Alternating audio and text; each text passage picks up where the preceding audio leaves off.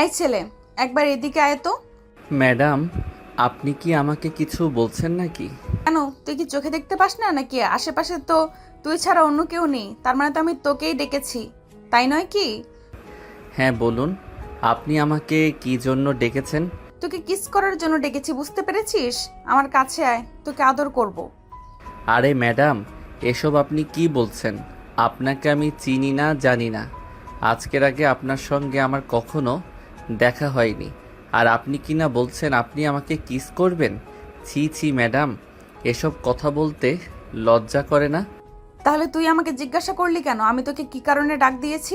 তোর সঙ্গে আমার কোনো দরকার আছে সেই জন্যই তো ডাক দিয়েছি। কিন্তু তুই আমার কাছে না এসে দূর থেকে জিজ্ঞাসা করছিস আমি তোকে কেন ডাক দিয়েছি। ও আচ্ছা ম্যাডাম, ঠিক আছে। সরি, আমি আসলে বুঝতে পারিনি। যাই হোক, এবার আপনি বলেন আমাকে কেন ডাক দিয়েছেন। আমি এলাকায় নতুন এসেছি, এখানকার কোনো কিছু চিনি না আমি। আমার ছোট খালার বাড়িতে যাব, তুই কি আমাকে ওখান পর্যন্ত পৌঁছে দিতে পারবি? কার বাড়িতে যাবেন আপনি? আমি তুলসীপুর চৌধুরী বাড়িতে যাব। ও আচ্ছা, তাই নাকি? ওটা তো আমাদেরই বাড়ি। আপনি কার আত্মীয় হন? আমি আনাস চৌধুরীর বাড়িতে যাব, ওনার সঙ্গে আমার ছোট ফুফুর বিয়ে হয়েছে। আমি এই প্রথমবার ওনাদের বাড়িতে এসেছি। ও আচ্ছা, এটা তো ভালো কথা। তাহলে আপনি চলুন আমার সঙ্গে। উনি আমার ছোট চাচা হন। যাই হোক, আপনাকে তো ছোট চাচার বিয়েতে দেখলাম না। এই ছেলে, তুই তো খুব বেশি কথা বলিস। আমি তোকে শুধু একটা ঠিকানায় পৌঁছে দেওয়ার জন্য বললাম, আর তুই তো একদম কথার বাজার নিয়ে বসে গেছিস। এত কথা বলিস কেন বলতো? আরে, আপনি এরকম কেন? আমি তো আপনাকে সাধারণ কিছু প্রশ্ন করলাম, এর জন্য কি এভাবে রেগে যেতে হয় নাকি? আপনি কি মঙ্গল গ্রহ থেকে উড়ে এসেছেন নাকি এখানে? একদম বেশি কথা বলা আমি পছন্দ করি না। তোকে যেটা বলেছি সেটাই কর। পারলে আমাকে আমার বলা ঠিকানা অনুযায়ী পৌঁছে দে, তা না হলে আমার চোখের সামনে থেকে দূরে সরে পড়। আমি নিজে নিজে এই ঠিকানা খুঁজে নিতে পারবো। আচ্ছা ঠিক আছে, আপনি চলুন আমার সঙ্গে।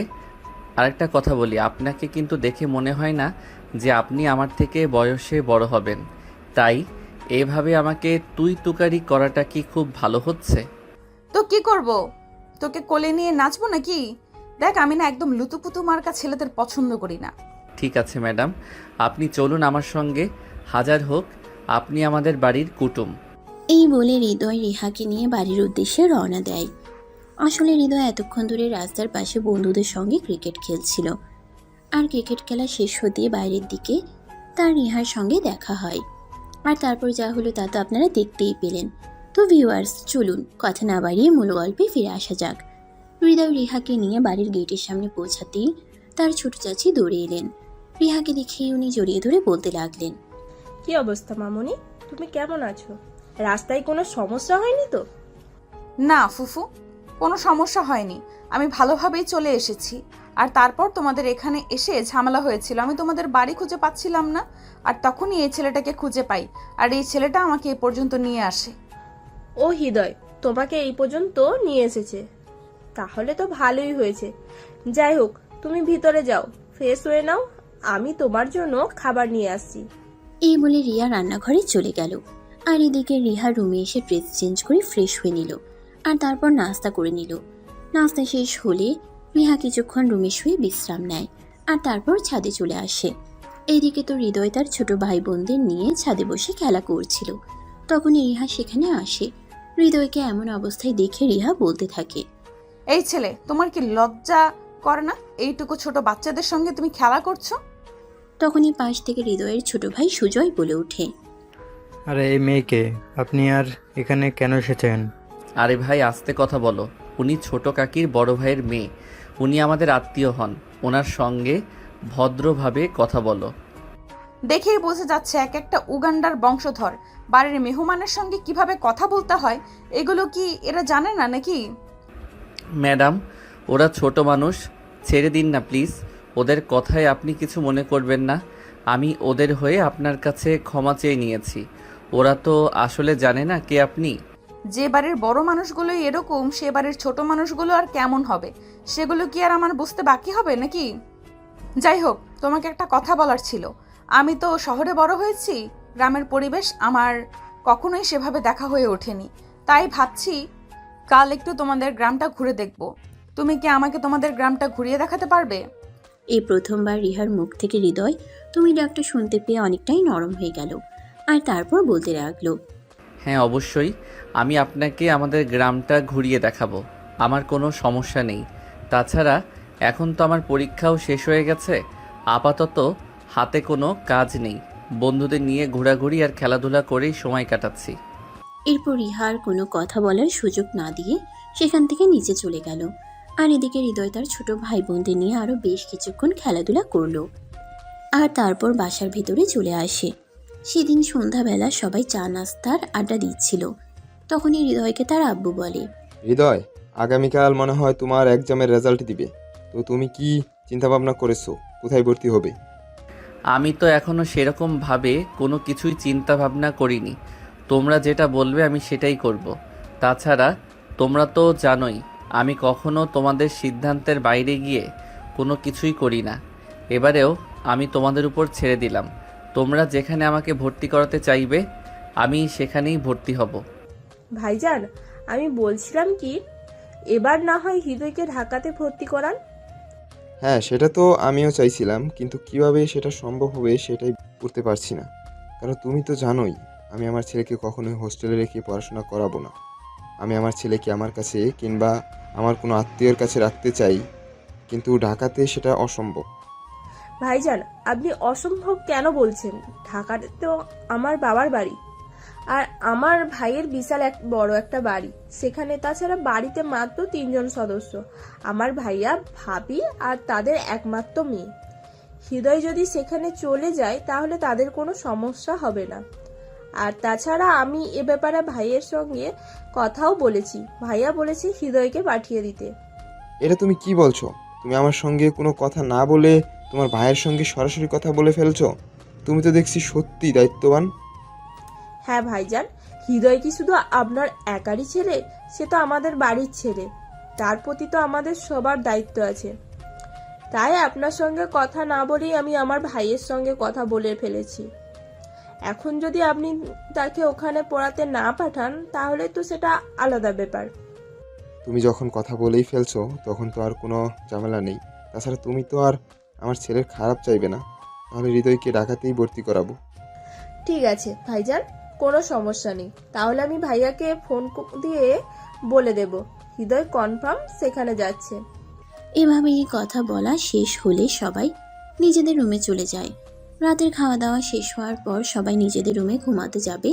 তখনই রিহার ফুপি রিহাকে বলে, রিহা, তোমার আঙ্কেল তো বাসায় আছেন, এখন তুমি আমার সঙ্গে ঘুমাতে পারবে না। তুমি একটা কাজ করো, হৃদয়ের পাশের রুমে গিয়ে ঘুমিয়ে পড়ো। ফুফু, তুমি তো জানোই আমি একা একা থাকতে খুব ভয় পাই, এখনো আম্মুকে সঙ্গে নিয়ে ঘুমাই। তাছাড়া এটা নতুন জায়গা, এখানে আমি একা একা ঘুমাতে পারবো না। তাহলে একটা কাজ করো, তুমি হৃদয়ের সঙ্গে হৃদয়ের রুমে গিয়ে ঘুমিয়ে পড়ো। অসম্ভব, এটা আমি কখনোই করতে পারবো না।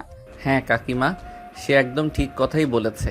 এই মেয়েকে নিয়ে আমি কেন আমার রুমে ঘুমাতে যাব? তুমি এক কাজ করো, তুমি নিশির রুমে ওকে পাঠিয়ে দাও। নিশি তো একাই ঘুমায়, নিশির সঙ্গে ঘুমালে নিশ্চয়ই কোনো সমস্যা হবে না। ও হ্যাঁ, এতক্ষণে একদম ঠিক কথাই বলেছো। আসলে আমি ভুলেই গিয়েছিলাম যে নিশি বাড়িতেই আছে। যাই হোক, কোনো সমস্যা নেই।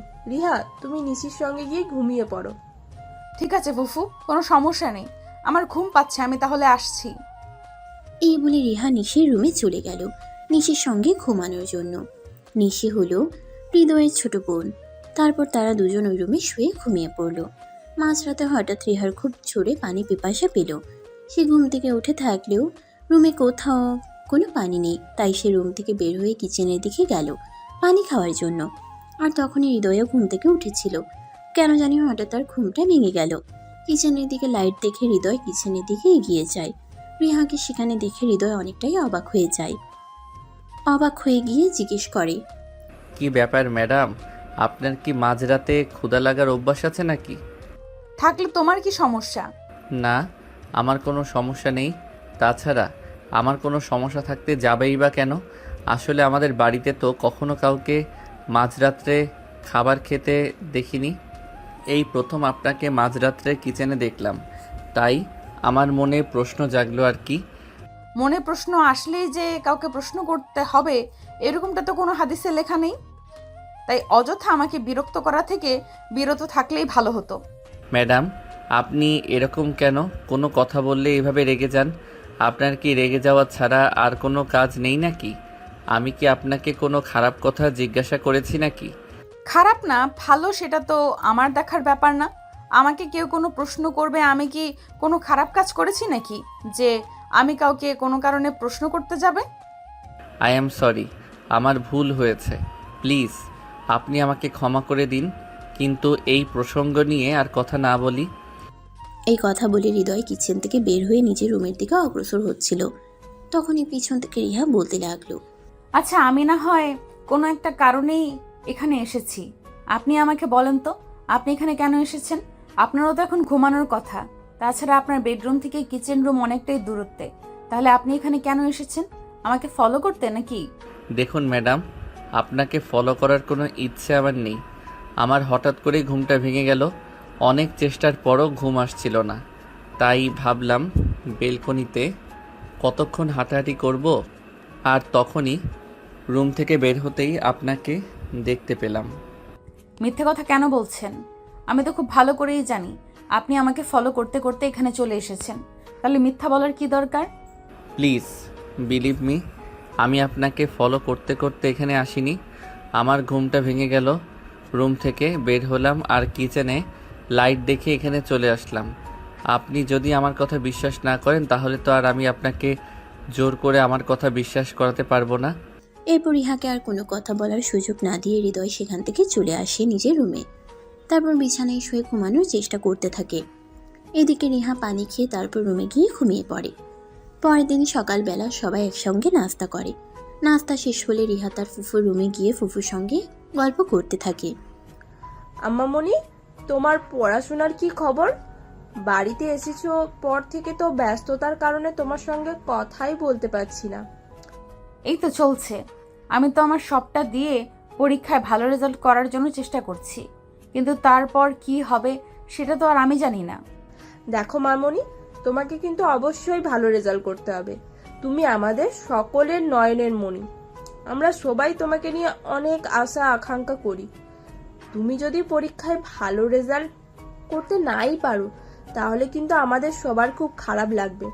ফুফু, আমি তোমাদের এখানে বেড়াতে এসেছি, প্লিজ আমাকে এইসব কথা বলো না। আমার এগুলো ভালো লাগে না। আমি এখানে একটু ভালো সময় কাটাতে চাই। হ্যাঁ, সেটা তো অবশ্যই। আচ্ছা ঠিক আছে, কোনো সমস্যা নেই। হৃদয়ের কাজ একদম শেষ হয়ে গেছে। আমি ওকে বলবো তোমাকে আমাদের গ্রামটা ঘুরিয়ে দেখাতে। ঠিক আছে, কোনো সমস্যা নেই। তুমি তো জানোই গ্রাম আমার অনেক পছন্দের। যদিও আব্বুর চাকরির কারণে কখনোই আমাদের গ্রামে থাকা হয় না। এখন আমার গ্রামে বিয়ে হয়েছে, এখন তুমি চাইলেই যে কোনো সময় গ্রামে চলে আসতে পারো আর এখানে সময় কাটাতে পারো। আচ্ছা ঠিক আছে, এখন তুমি তাহলে তোমার ওই ভাসুরের ছেলেকে বলো আমাকে নিয়ে ঘুরে আসতে। রিহার এই কথা শুনে রিয়া তখন হৃদয়কে ডাকতে চায়। রিয়া হৃদয়ের রুমে গিয়ে দেখে হৃদয় তখনও ঘুমাচ্ছে। তাই রিয়া হৃদয়কে ঘুম থেকে তুলে। কি হলো, তুমি এখনো ঘুম থেকে উঠছো না কেন? সকাল 11টা বেজে গেছে, এবার তো বাবা ঘুম থেকে ওঠো। কাকিমা, আমায় ডাকছো কেন? আমায় আর একটু ঘুমাতে দাও। আমার কোনো কাজ নেই। তাছাড়া আমি তো একটু ঘুম পাগলা টাইপের, সেটা তো তুমি জানোই। হ্যাঁ রে বাবা, ওই সব কিছু আমি জানি, কিন্তু এখন তোমাকে ঘুম থেকে উঠতে হবে। কারণ তুমি তো জানোই রিহা আমাদের এখানে বেড়াতে এসেছে আর ও গ্রাম খুব পছন্দ করে, তাই গ্রাম ঘুরে দেখতে চাইছে।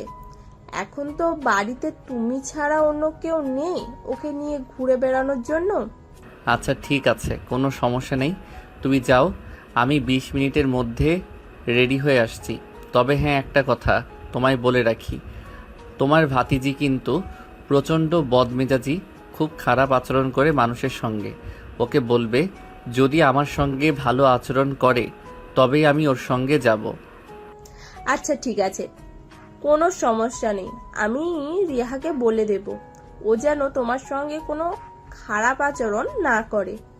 এই বলে রিয়া হৃদয়ের রুম থেকে বের হয়ে চলে যায়। আর এদিকে হৃদয় বিছানা থেকে নেমে ফ্রেশ হয়ে রেডি হয়ে নেয়। সকালে 11:30-এর দিকে হৃদয় ড্রয়িং রুমে আসে, আর ড্রয়িং রুমে এসে এসে দেখতে পায় রিহা রেডি হয়ে তার জন্য অনেকক্ষণ ধরেই অপেক্ষা করছে। রিহা এমনিতেই যথেষ্ট সুন্দরী, তবে খুবই হ্যাংলা পাতলা একটা মেয়ে। এদিকে আজ রিহা পিঙ্ক কালারের একটা শাড়ি পরেছে, সেই সঙ্গে ম্যাচিং করা কাচের চুড়ি, কানে এক জোড়া ঝুমকো, আর চুলগুলো খুলে রেখেছে। এতে যেন মনে হচ্ছে স্বর্গ থেকে এক পরী নেমে এসেছে। এটা দেখে হৃদয় নিজের মন থেকেই গেয়ে উঠল। খাইরুন লো, তোর লম্বা মাথার কেশ, চিরল দাঁতের হাসি দিয়া পাগল করলি দেশ, হাত দুখানা কাচের জড়িয়ে ঝুমুর ঝুমুর বাজে। ব্যাস এই পর্যন্তই। এরপরে রিহা ধমক মেরে বলে উঠল, স্টপ দিস ননসেন্স। এসব কি হচ্ছে? কি সব আবল তাবলের মতো গান গাওয়া শুরু করে দিয়েছেন? এসব আবালের গান বন্ধ করেন, আর এখন আমাকে নিয়ে বের হবেন কিনা সেটাই বলেন। আপনার এসব আবাল মার্কা গান শুনে আমার তো মেজাজ খারাপ হয়ে যাচ্ছে। তো আমি কি করব বলেন? আপনি এত সুন্দর করে সাজুগুজু করেছেন, আর আপনার চুলগুলো এত সুন্দর, দেখতে এত সুন্দর লাগছে, তো কি করব? আমার মনে গান চলে আসলো। দেখো, একদম ফ্লার্টিং করার চেষ্টা করবে না। আমি খুব ভালো করে জানি আমি দেখতে কেমন, তাই আমাকে পাম দেওয়ার কোনো প্রয়োজন নেই।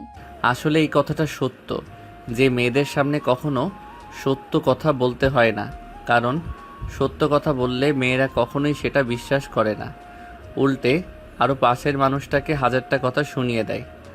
হয়েছে হয়েছে, আপনাকে আর সত্য কথা বলতে হবে না। আপনাকে এত সত্য কথা বলার জন্য কে বলেছে বলেন? এখন কি আপনি বের হবেন নাকি আমি জামা কাপড় খুলে ফেলবো? আরে না, এসব আপনি কি বলছেন? চলুন তো ম্যাডাম, কিসে করে যাবেন, গাড়িতে না বাইকে? তুমি বাইক চালাতে পারো? আরে ম্যাডাম, আমি ছেলে মানুষ, আমি যদি বাইক চালাতে না পারি তাহলে কি করব? আমি খুব ভালো বাইক চালাতে পারি। আপনার ইচ্ছে থাকলে আপনি আমার সঙ্গে যেতে পারেন। তাহলে বাইকেই যাব। আমার বাইকে যেতে খুব ভালো লাগে। এই বলে হৃদয় আর রিহা দুজনে বাড়ি থেকে বের হয়ে আর তারপর বাইকে চড়ে সারাদিন ঘোরাঘুরি করে, আর সন্ধ্যার দিকে বাসায় ফিরে আসে। এভাবেই চলে গেল বেশ কয়েকদিন। হৃদয়ের পরীক্ষার রেজাল্ট বের হয়েছে। হৃদয় ফার্স্ট ক্লাস পেয়ে পাশ করেছে। সে খুশিতে সারা বাড়িতে আনন্দ উল্লাস চলছে।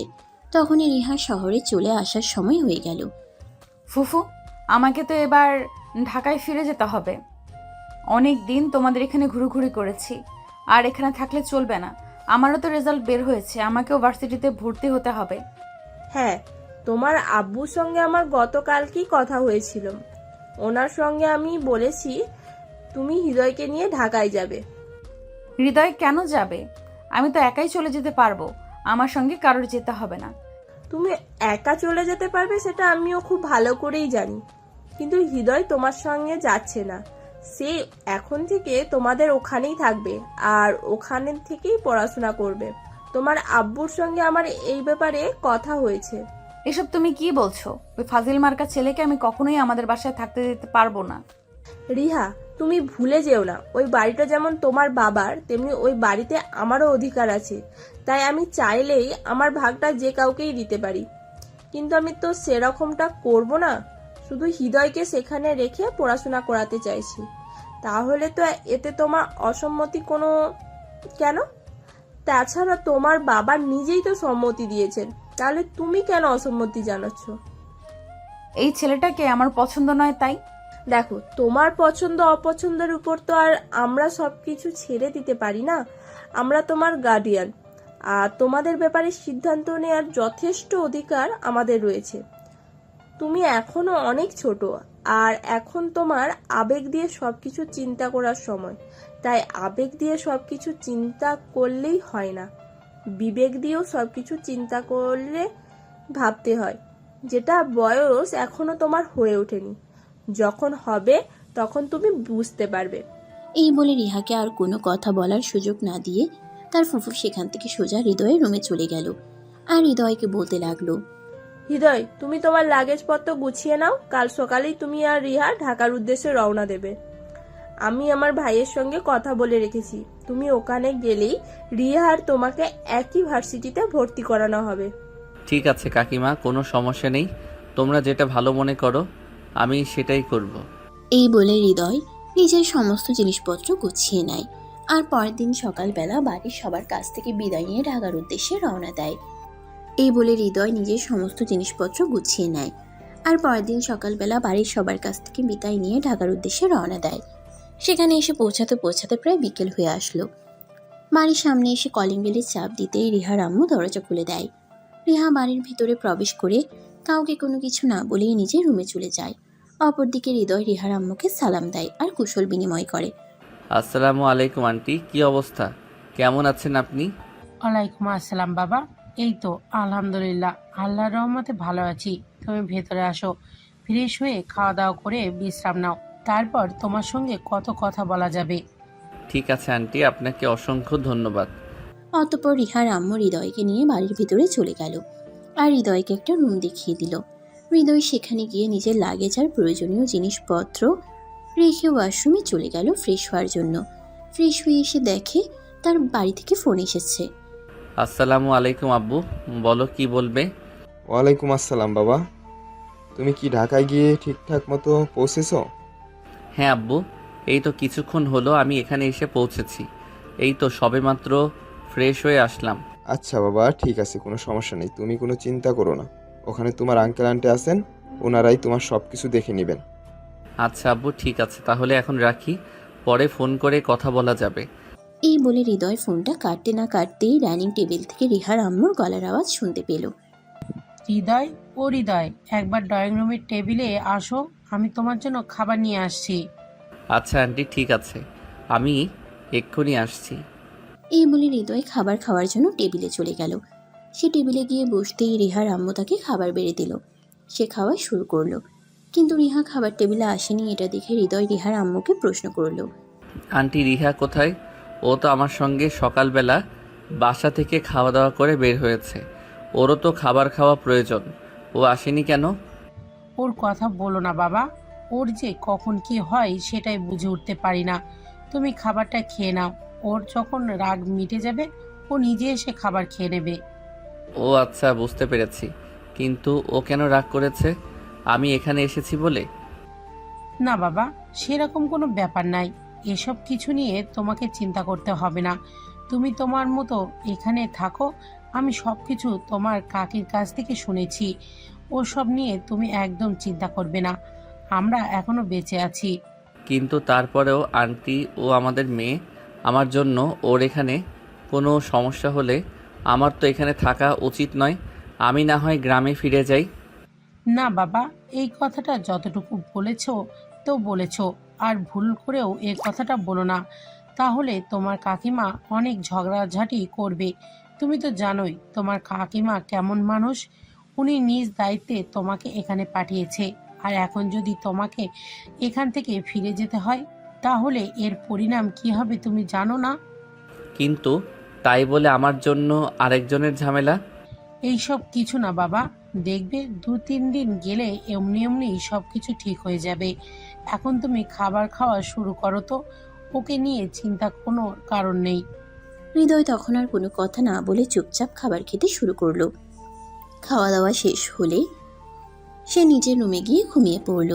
অপরদিকে রিহার আম্মু রিহার সঙ্গে কথা বলতে গেল। কি ব্যাপার রিহা, এসব কি হচ্ছে? তুমি এগুলো কেন করছো? আমার ইচ্ছে হয়েছে তাই আমি করছি। তুমি জানো না আমি বেশি মানুষ দেখতে পছন্দ করি না। এই সব কিছু জানার পরেও ফুফু কেন এরকমটা করলো? ফুফু তো জানতো আমি বাইরের মানুষ আমার বাড়িতে একদম অ্যালাউ করি না, তারপরেও এরকমটা করেছে। দেখো মা, এসব ব্যাপার নিয়ে তুমি একদম ঝামেলা করো না। ছেলেরা তো এখানে সারা জীবনের জন্য চলে আসেনি, এই তো কয়েকটা বছর থাকবে, মাত্র পড়াশোনা শেষ হলে তারপর তো এখান থেকে চলেই যাবে। তাহলে এত ঝামেলা করার কি আছে? তাছাড়া সে তো আর তোমার রুমে থাকছে না, সে তো আলাদা রুমেই থাকছে। সে যাই হোক না কেন, আমি এসব একদম সহ্য করতে পারবো না। তুমি এই ছেলেটাকে বলো এখান থেকে চলে যেতে। রিয়া, তুমি এসব ফালতু বকা বন্ধ করো। তোমার আব্বু যদি এসব জানতে পারে তাহলে কিন্তু তোমার আব্বুও প্রচন্ড ক্ষেপে যাবে। সে তুমি চেষ্টা করে দেখতেই পারো, কিন্তু কোনো কাজ হবে না। আব্বুটা আমার, আমি জানি আমার আব্বু কখন কি করে না করে। আর তুমি হয়তো এটা ভুলে গেছো যে আমার আব্বু আমার পছন্দের কাজগুলোই করতে পছন্দ করে। দেখো, সবটা কিন্তু এক ব্যাপার নয়। এখানে তোমার ফুপু হৃদয়কে পাঠিয়েছে, আর তোমার আব্বু তোমাকে যতটা না ভালোবাসে তোমার ফুপুকে তার চেয়েও বেশি ভালোবাসে, এটা তুমি জানো না?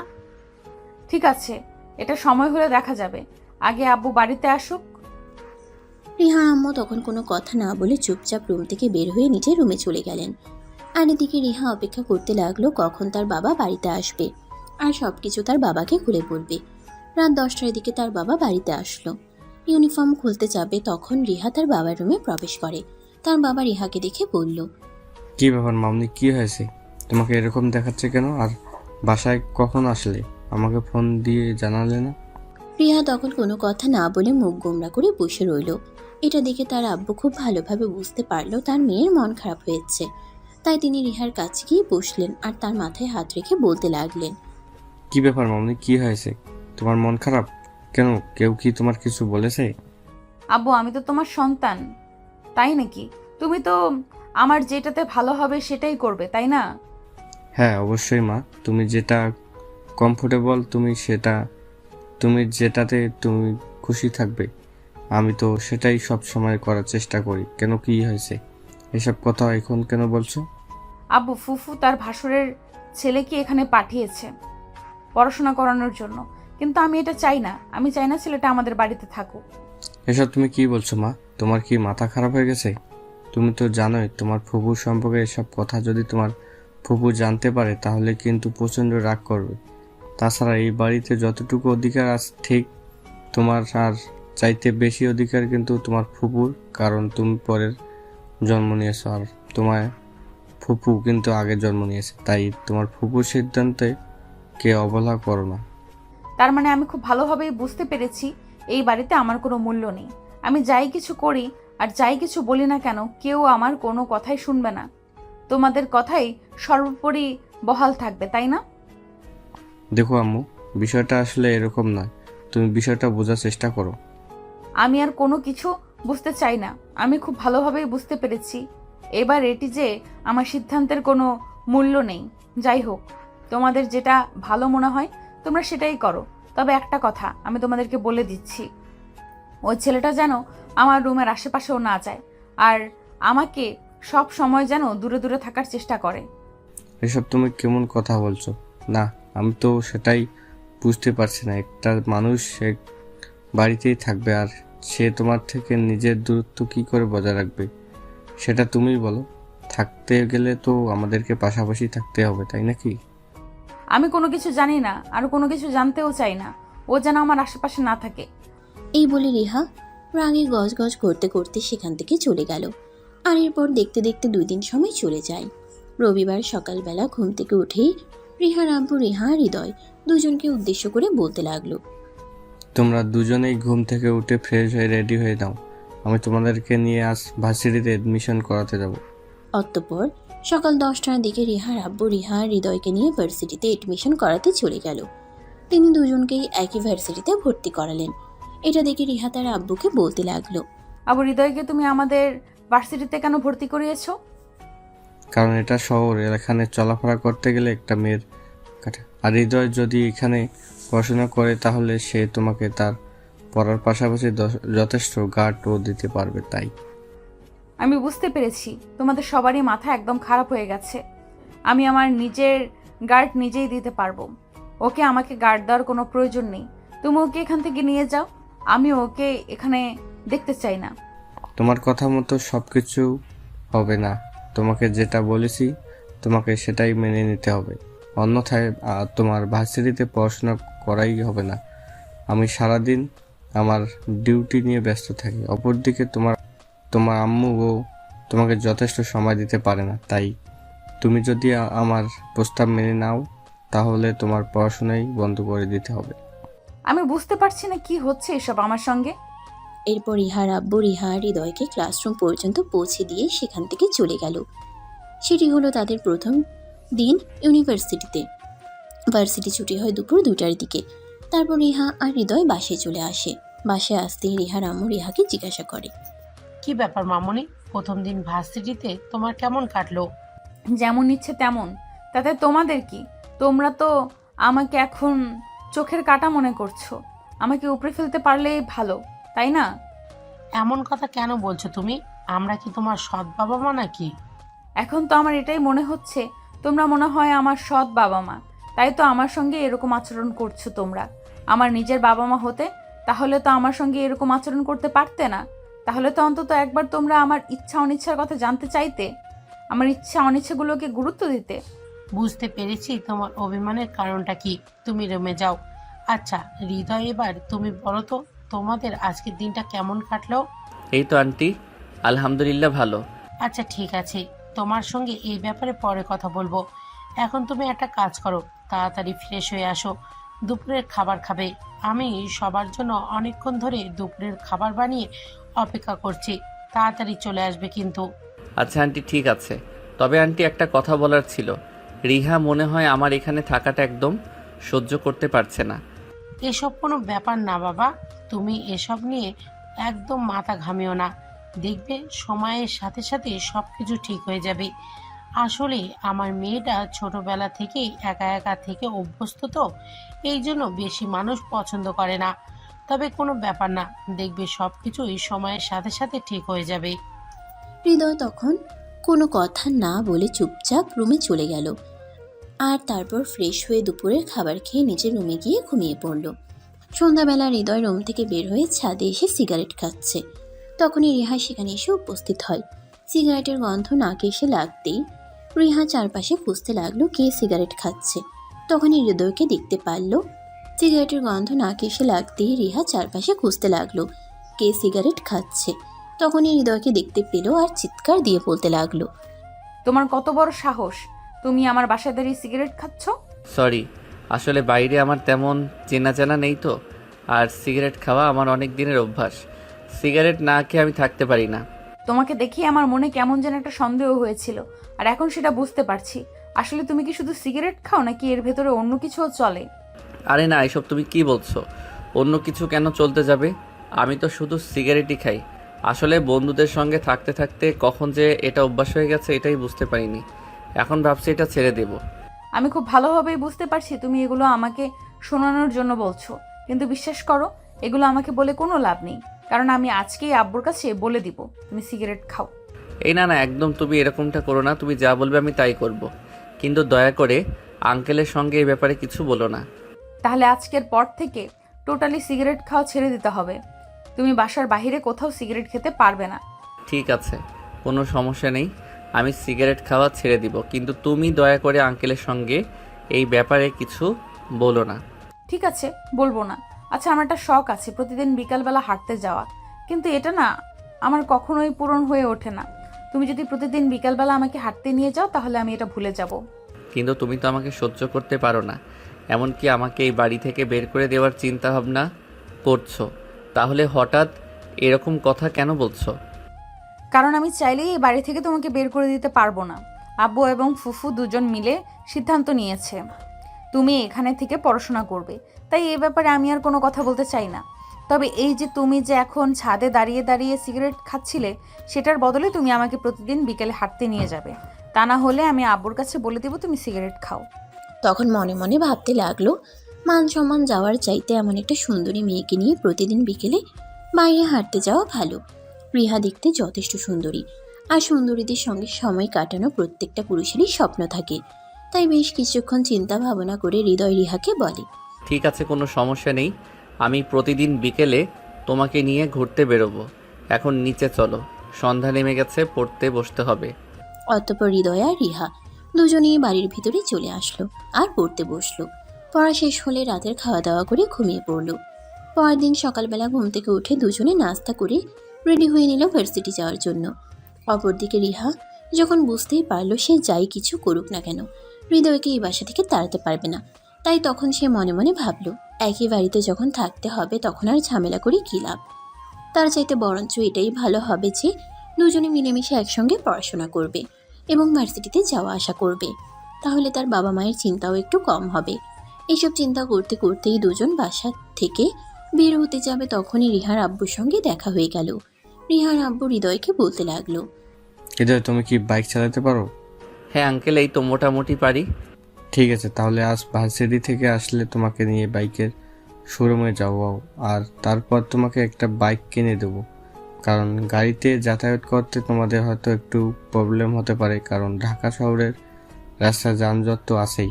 তাই একটা বাইক কিনে দিলে তোমরা দুজনেই সময় মতো ভার্সিটিতে পৌঁছে যেতে পারবে। হ্যাঁ আব্বু, এটা তো তুমি একদম ঠিক কথাই বলেছো। আসলে আমিও মনে মনে এরকমটাই ভাবছিলাম। আসলে আমাদের ঢাকা শহরের রাস্তায় যেরকম যানজট, তার জন্য তো প্রতিদিন সময় মতো ভার্সিটিতেই পৌঁছানো যায় না। তাই তুমি যদি হৃদয়কে একটা বাইক কিনে দাও তাহলে খুবই ভালো হয়। আচ্ছা ঠিক আছে, বিকেলে ভার্সিটি ছুটি হওয়ার পর বাসায় আসো, তারপর তোমাদের দুজনকে নিয়েই বাইকের শোরুমে যাব, তা না হলে আবার লেট হয়ে যাবে। এই বলে হৃদয় আর রিহা দুজনেই ভার্সিটির উদ্দেশ্যে বেরিয়ে পড়ল। সেদিন বিকেল বেলা দুজনে বাসায় আসতেই রিহার আব্বু দুজনকে নিয়ে বাইকের শোরুমে গেল আর হৃদয়কে তার পছন্দ মতো একটা বাইক কিনে দিল। এরপর থেকে দুজনে বাইকেই আসা যাওয়া করত। কিন্তু হঠাৎ করে একদিন হৃদয় খুব বেশি অসুস্থ হয়ে পড়ল। তার খুব জ্বর, কিন্তু 1-2 দিন পরে ছিল তাদের এক্সাম। সেই কারণে রিহাকে ইউনিভার্সিটি যেতেই হবে, কারণ আজ ভার্সিটিতে কিছু নোটস দেবে, সেগুলো আনতে হবে। তাই হৃদয় রিহাকে বলল, রিহা তুমি একটা কাজ করো, তুমি একা একাই ভার্সিটিতে চলে যাও। আজ তো আমার শরীরটা খুবই খারাপ, আমি তো যেতে পারবো না। আর 2 দিন পর থেকেই আমাদের এক্সাম শুরু হতে যাচ্ছে, এখন নোটসগুলো না আনলেও তো চলবে না। ঠিক আছে, কোনো সমস্যা নেই, তুমি কোনো চিন্তা করো না, আমি ভার্সিটি পৌঁছে যেতে পারবো। আমি আম্মুকে বলে যাব তোমাকে ওষুধগুলো খাইয়ে দিতে। তুমি ওষুধ খেয়ে তারপর বিশ্রাম নাও। এই বলে রিহা বাসা থেকে বেরিয়ে পড়ল। তারপর ভার্সিটি ছুটি হলেও রিহা ক্যাম্পাস থেকে বের হতে যাবে, তখনই কয়েকটা ছেলে পেলে এসে তার সামনে দাঁড়ালো আর বলতে লাগলো, এই সুন্দরী দাঁড়াও, তোমার সঙ্গে অনেকদিন ধরে কথা বলবো ভাবছি, কিন্তু ওই শকুনের বাচ্চাটার জন্য তো পারছি না। এই বলে রাজ আর তার বন্ধুরা মিলে রিহার পথ আগলে দাঁড়ালো। রিহা তখন তাদেরকে বলতে লাগলো, এইসব কি করছেন আপনারা? প্লিজ আমার পথ থেকে সরে দাঁড়ান, আমাকে বাসায় যেতে হবে। আরে সুন্দরী, এত বাসার যাওয়ার জন্য তারা কিসের? আজ ওই শকুনের বাচ্চাটা আসেনি তাই। যাই হোক সুন্দরী, চলো, তোমাকে না আমার পছন্দ হয়েছে, তোমাকে নিয়ে একটু লং ড্রাইভ করে আসি। আরে আপনি আমার পথ থেকে সরে দাঁড়ান, বললাম তো আমাকে বাসায় যেতে হবে। আরে বললাম তো তোমাকে আমি তোমার বাসা পর্যন্ত পৌঁছে দিব, তাই এত তাড়াহুড়ো করো না, চলো আমার সঙ্গে একটু ঘুরে আসি, তারপর আমি নিজ দায়িত্বে তোমাকে বাসায় পৌঁছে দিব। এই বলে রাজ আর তার বন্ধুরা মিলে রিহাকে জোর করে তাদের গাড়িতে ওঠানোর চেষ্টা করছিল। তখনই রিহা চিৎকার করতে লাগলো, আর এসব কি করছেন আপনারা? আমাকে জোর করে আপনাদের গাড়িতে তুলছেন কেন? প্লিজ ছেড়ে দিন আমাকে। কে কোথায় আছো? বাঁচাও আমাকে, প্লিজ হেল্প মি। কে কোথায় আছো? আমাকে বাঁচাও। রিহার এরকম চিৎকার শুনে ভার্সিটির প্রিন্সিপাল সেখানে চলে আসলেন আর প্রিন্সিপাল সবাইকে উদ্দেশ্য করে বলতে লাগলেন, আরে এসব কি করছো তোমরা? তোমরা জানো এই মেয়েটা কে? কার সঙ্গে তোমরা পাঙ্গা নিতে চলছো?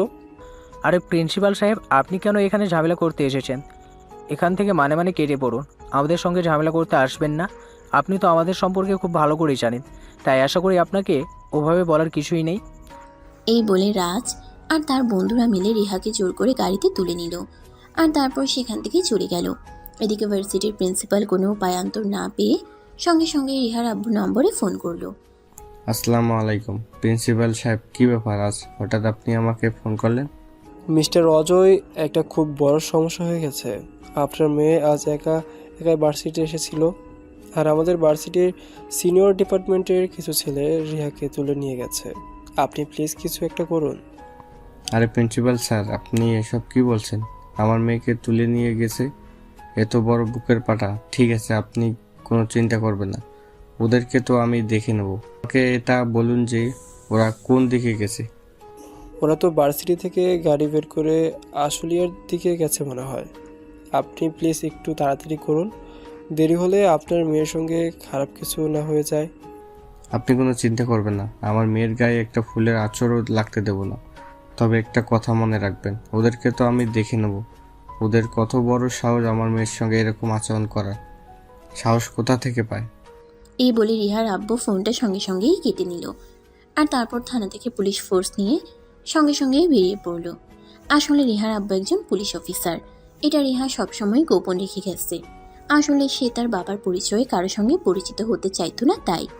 অপরদিকে রাজ আর তার বন্ধুরা মিলে রিহাকে নিয়ে আশুলিয়ার দিকে যাচ্ছে আর এদিকে রিহা গাড়ির ভেতরে চিৎকার করে চলেছে, প্লিজ হেল্প মি।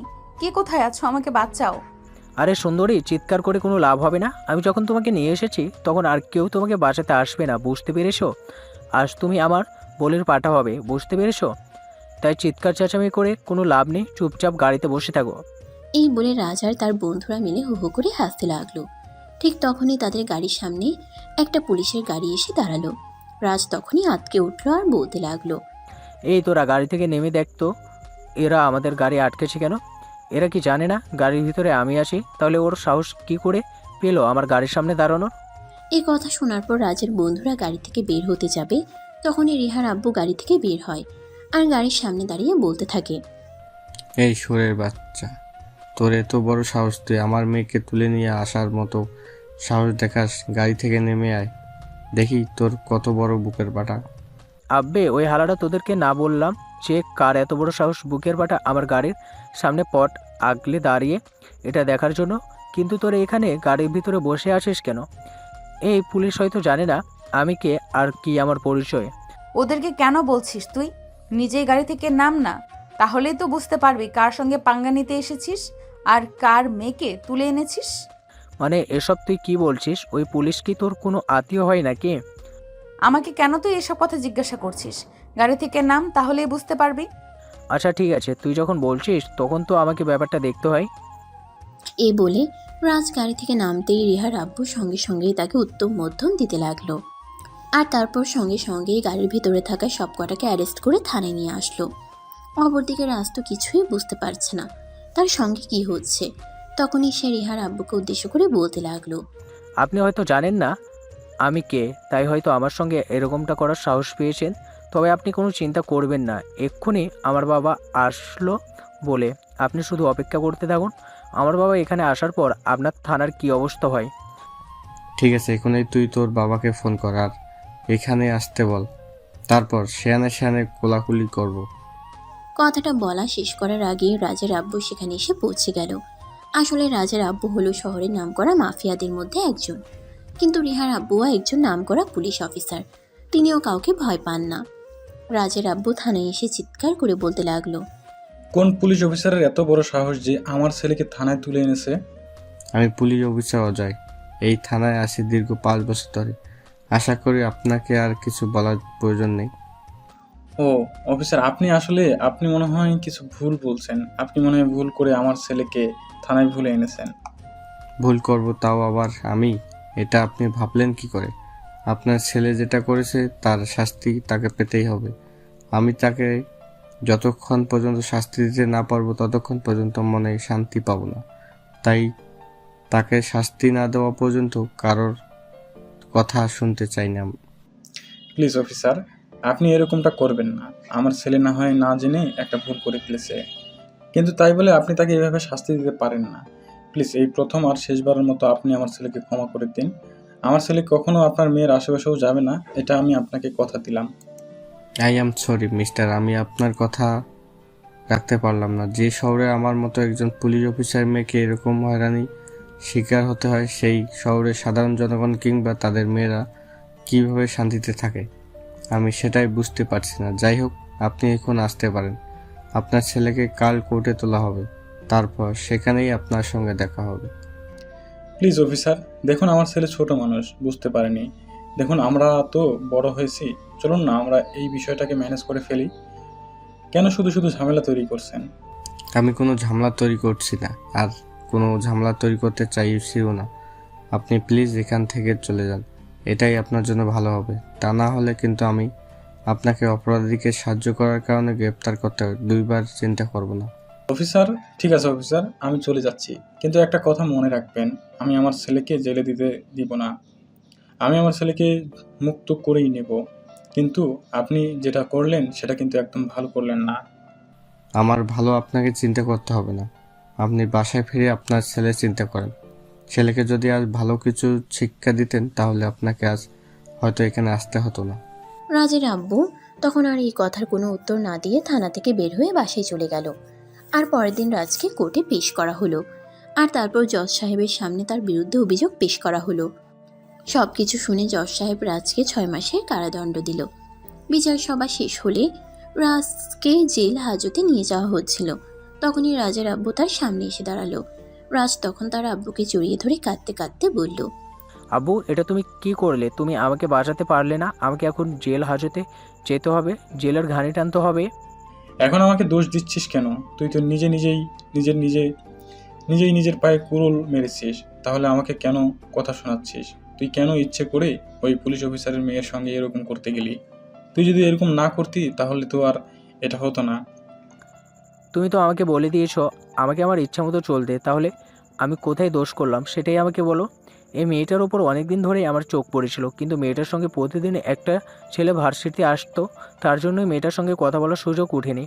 গতকাল মেয়েটা একা একা ভার্সিটিতে আসে, তাই আমি একটু চান্স নেওয়ার চেষ্টা করি, কিন্তু তারপরেই আমার সঙ্গে এরকমটা হয়ে গেল। যা হওয়ার তা তো হয়েই গেছে, এখন তো আর কিছুই করার নেই। এখন আফসোস করে কোনো লাভ নেই। এখন তোমাকে আগামী 6 মাস জেলেই থাকতে হবে। তারপর তুমি কোনো চিন্তা করো না, আমি আমার সাধ্যমতো চেষ্টা করব তোমাকে জামিনে মুক্ত করে আনার জন্য। এরপর রাজার তার আব্বুকে কোনো কথা বলার সুযোগই না দিয়ে পুলিশ রাজকে নিয়ে জেল হাজতে চলে গেল। অপরদিকে পরের দিন থেকেই রিহা আর হৃদয়ের ভার্সিটির এক্সাম। হৃদয় এখন মোটামুটি সুস্থ, তাই সকালবেলা ঘুম থেকে উঠেই রেডি হয়ে নিল। অপরদিকে রিহা অনেকক্ষণ ধরেই রেডি হয়ে ড্রয়িং রুমে বসে অপেক্ষা করছিল। হৃদয়ও ততক্ষণে ড্রয়িং রুমে আসলো, আর এটা দেখে রিহা বলতে লাগলো, আরে তোমার এতক্ষণে আসার সময় হলো? আমি সেই কখন থেকে বসে বসে তোমার জন্য অপেক্ষা করছি। পরীক্ষা শুরু হওয়ার আর মাত্র আধা ঘন্টা সময় বাকি আছে। আমরা কি এই সময়ের মধ্যে ভার্সিটিতে পৌঁছাতে পারবো? আরে বাবা, তুমি কোনো চিন্তা করো না, আমরা এই সময়ের মধ্যেই ভার্সিটিতে পৌঁছে যাব। চিন্তার কোনো কারণ নেই। এখন চলো তো। এই বলে হৃদয় আর রিহা দুজনে বাসা থেকে বের হয়ে যায়, আর তারপর সোজা ভার্সিটি। এরপর দেখতে দেখতে তাদের পরীক্ষা শেষ হয়ে গেল। ইতিমধ্যে তাদেরকে 15 দিনের ছুটি দেওয়া হয়েছে। রিহা বাসে এসেই তার আম্মুকে উদ্দেশ্য করে বলতে লাগলো, আম্মু ভার্সিটি থেকে 15 দিনের ছুটি দিয়েছে। এই 15 দিন কি করা যায় বলো তো?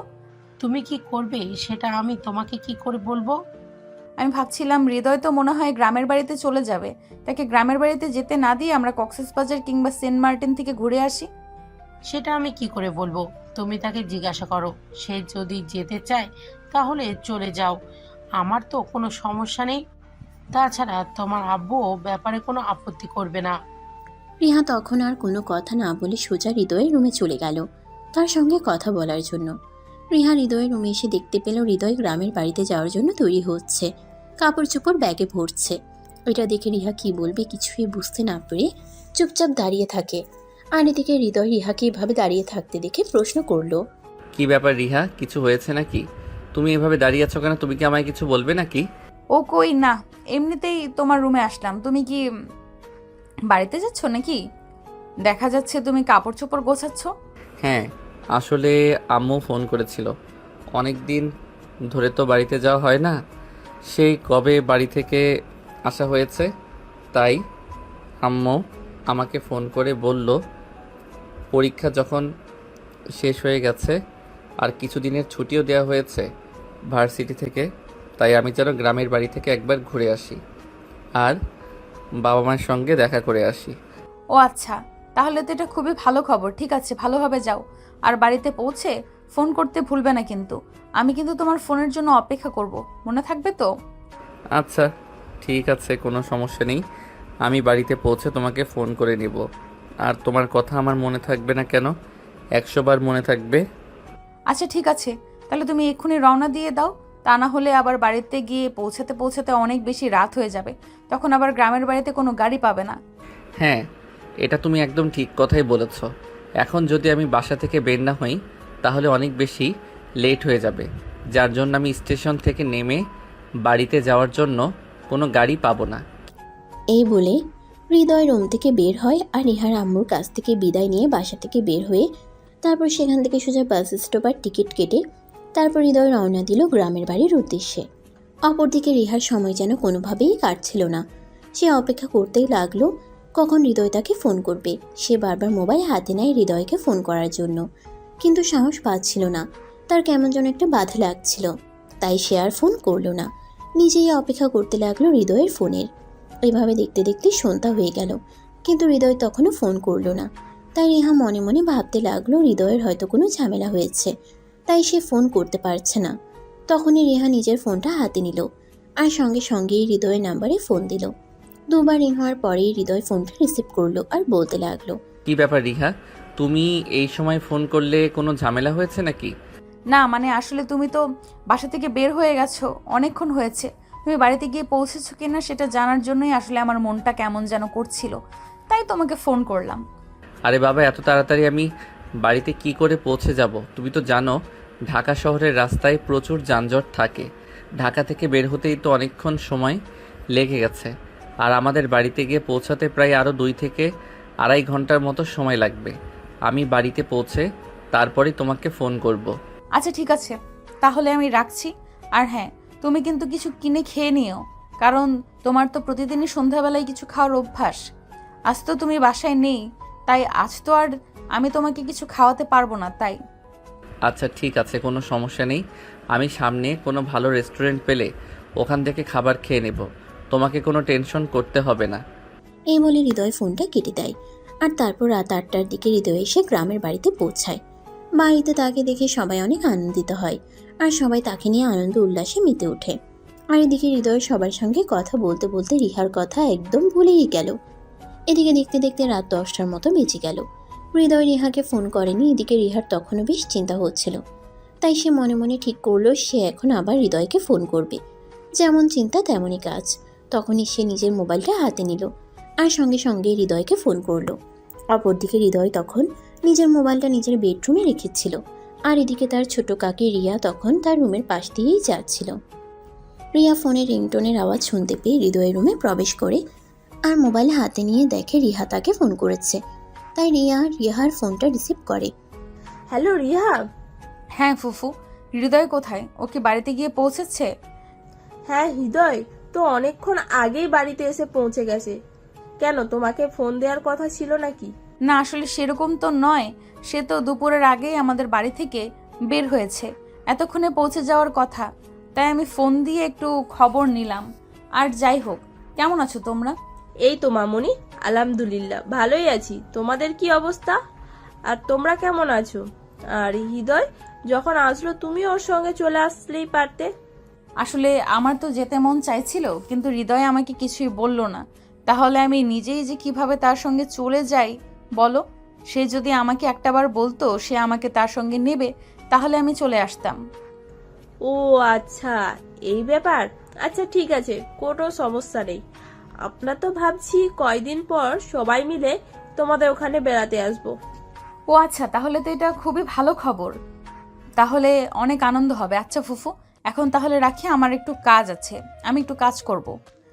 এই বলে রিহা ফোনটা কেটে দেয়।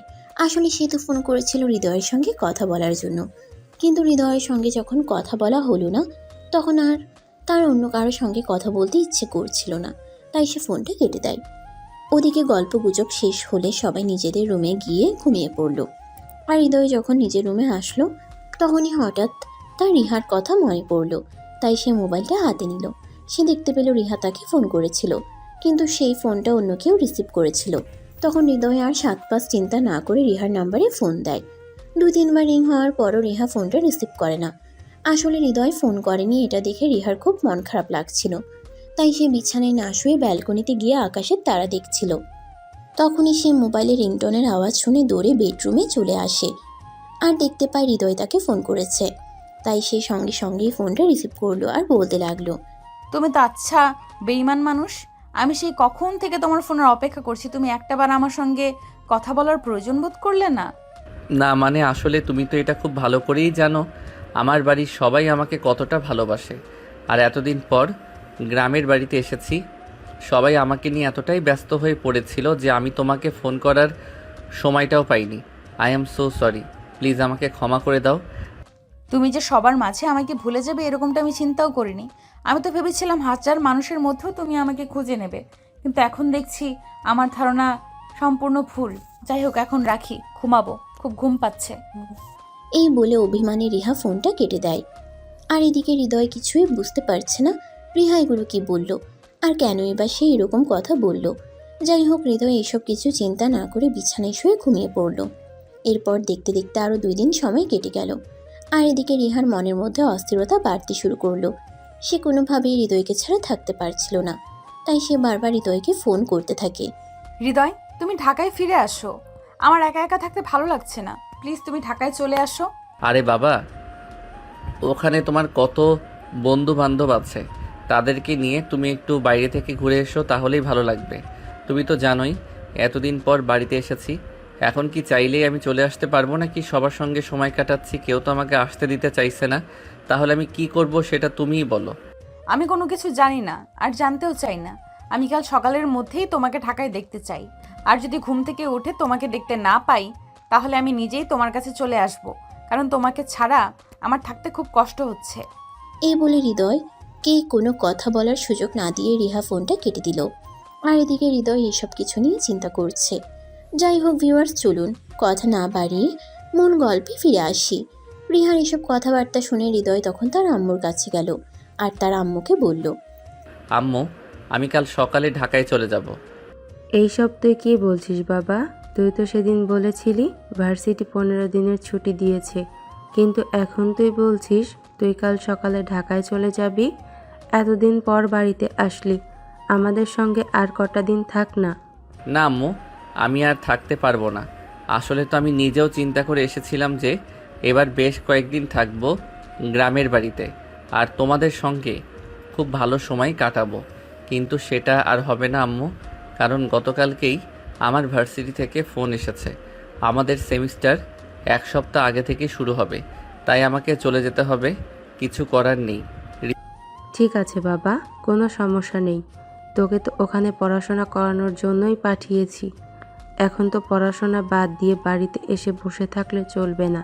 ঠিক আছে, তুই চলে যা। এরপর হৃদয় নিজের রুমে চলে আসে আর বিছানায় শুয়ে ঘুমিয়ে পড়ে।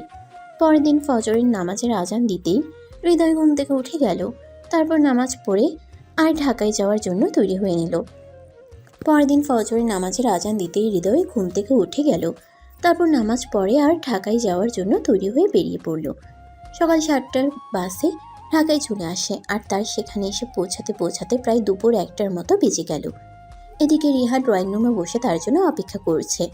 হৃদয় বাড়ির সামনে এসে যখন কলিং বেলে চাপ দিল, তখন রিহা দৌড়ে এসে দরজাটা খুলে দেয়।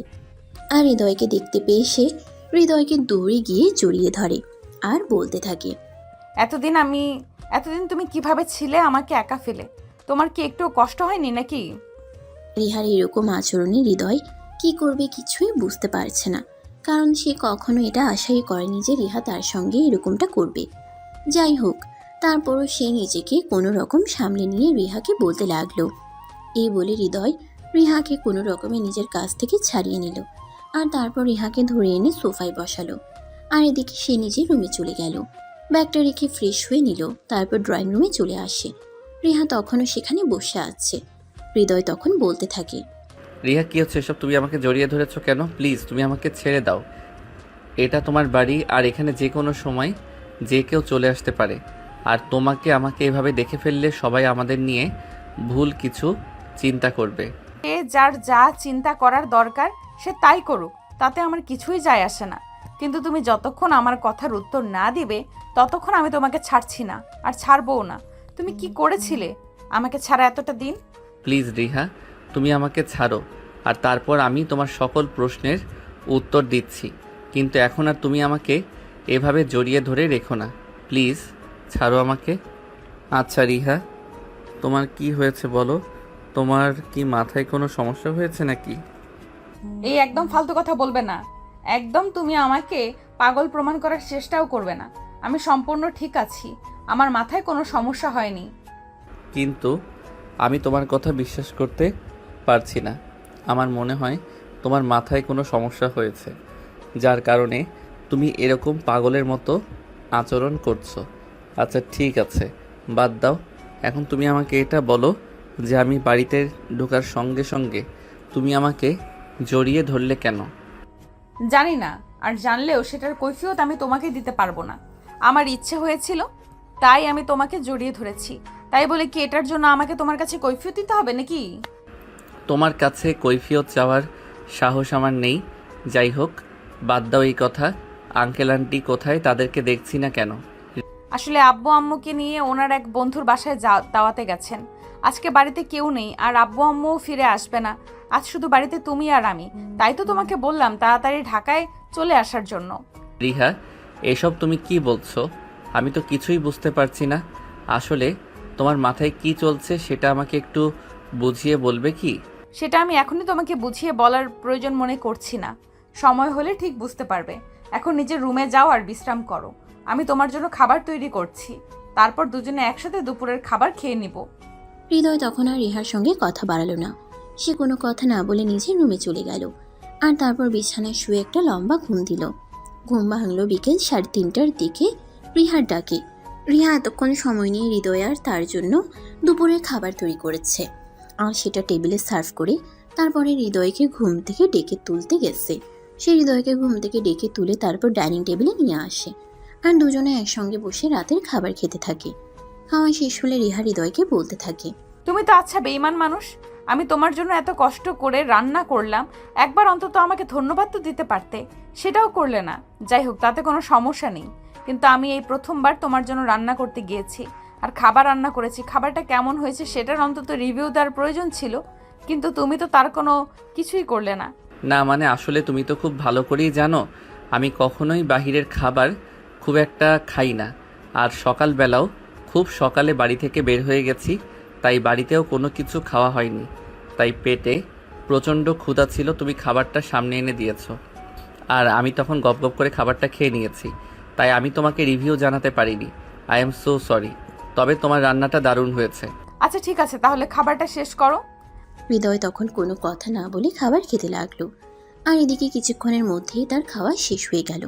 খাওয়া শেষ হলে সে নিজেও রুমে চলে গেল আর এদিকে রিহা খাবার খেয়ে তারপর সবকিছু গুছিয়ে উপরে চলে আসে। হৃদয় তখন নিজের বিছানায় শুয়ে শুয়ে বিশ্রাম নিচ্ছিল। তখনই রিহা তার রুমে এসে পৌঁছায়। হৃদয় সেটা লক্ষ্য করে আর রিহাকে বলে, হ্যাঁ রিহা বলো, কিছু বলবে নাকি? আচ্ছা, তুমি কি কখনো কাউকে ভালোবেসেছো? আই মিন প্রেম টেম করেছো? হঠাৎ তুমি এরকম প্রশ্ন কেন করছো? আমি তো সেটাই বুঝতে পারছি না। তাছাড়া আমি প্রেম টেম কেন করতে যাব? প্রেম করার মতো বয়স আর সময় কোনোটাই আমার হয়ে ওঠেনি। ও আচ্ছা ঠিক আছে, এমনি তোমাকে জিজ্ঞাসা করলাম আর কি। আচ্ছা ঠিক আছে, তুমি বিশ্রাম নাও, আমার একটু কাজ আছে, আমি আমার রুমে যাচ্ছি। সত্যি যদি হৃদয় তখনও প্রেম না করে থাকে, কাউকে ভালো না বেশি থাকে, তাহলে এটা তার জন্য খুবই সহজ হবে, কারণ সে মনে মনে হৃদয়কে খুব বেশি ভালোবেসে ফেলেছে।